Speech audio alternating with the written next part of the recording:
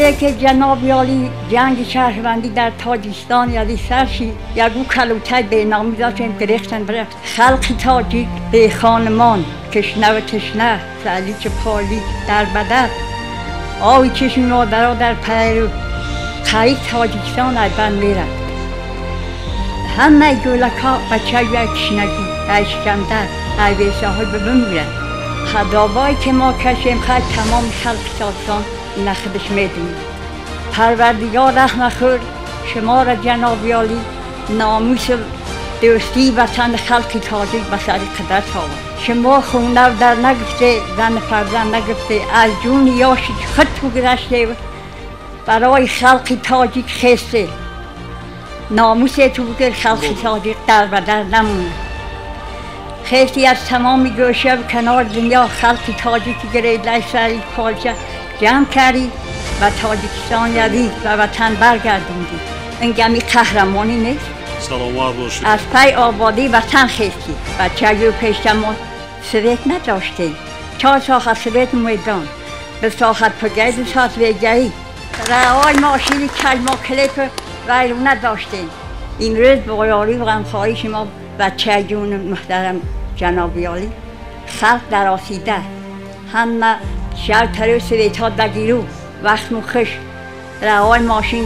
10 متر درازی آورینگ شرگاوت که همه درچی تونله که یک باری اول در من ماشین شستم رفتم بکنم در امنینش رفتم تیغر کردم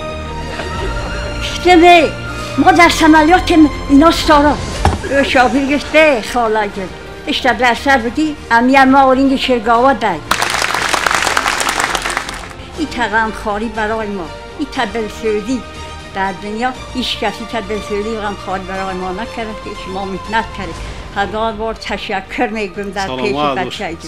که غمخواری کردید سایبان سر ما باشه ما مادران چادی که این روز بچه بسیار سربلند خرسنده آرزو دارم که همیشه خلقی تاجیک چند تا ترجیح نخستن این روز هم فرزند یک پدر مادر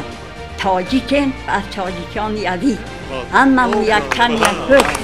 سلامت باشید سخنهای مادرانه کردن همه ما شما مادر داشتیم یا مادر داریم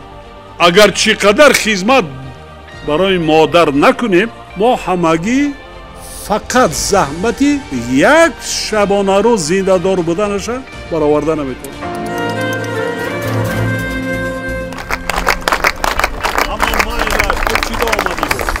تو اینجا آمدی السلام علیکم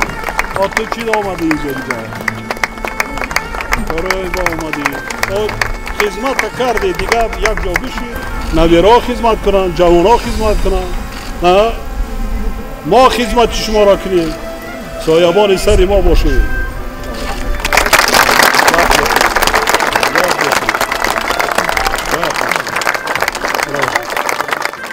زندگی سر زندگی برکت برکتی خانده زندگی رحم فرزنده بط برای آخر زمان خلید همچون مادروار من شما را دوست می‌دارم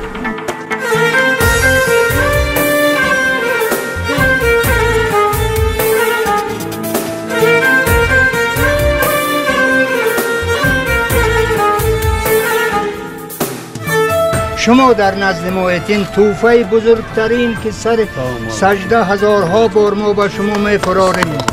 هزارها بار به بزرگیت شما به انسانیت شما به شجاعت شما ما هزارها بار سر تسلیم می‌فراریم ثانی چی گفتنیم که این گونه پدر غمخوار و این گونه پدر مهربان ما دیگر در عمرمان نمی‌یابیم هیچگاه نمی‌یابیم این یگانه شخص بودید که شما آمدید به سر ما این یگانه شخصی هستید که همه دلسوزیاتان به ما ریختید ما شما را دوست می‌داریم دوست می‌داریم دوست می‌داریم خوش آمدید به سرزمین رهبر دولت وظیفه‌اش خدمت به خلق کردن است دیگه وظیفه دیگه نداره خلق رهبر خودش انتخاب میکنه که خدمت مردم کنه من شما را در اصل دوست می‌دارم